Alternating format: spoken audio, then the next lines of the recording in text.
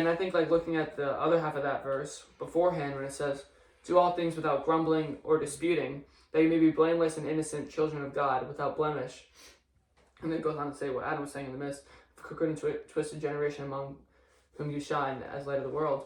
I think the part where it says, do all things without grumbling or disputing, it just shows how you need to have this mindset where you're having discipline in your work, where you're not like, oh, do I really have to do this? You're making excuses. I mean, Proverbs, I think it was 22 verse 14, it goes, but the sluggard, he says, oh, there's a lion in the street, I'm not going to go out because I don't want to get killed. And it's a silly example, but it just shows how if you're somebody who's lazy, who's not disciplined for God, you're going to be making all these excuses, being like, I have this, I have work, yada yada. But every time you make those excuses, you're putting something above God and what He's asking you to do.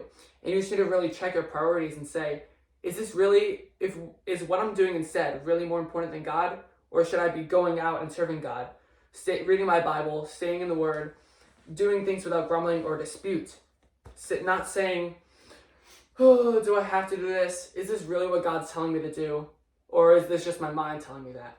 But instead being like, no, I know the Word says that I should be serving others.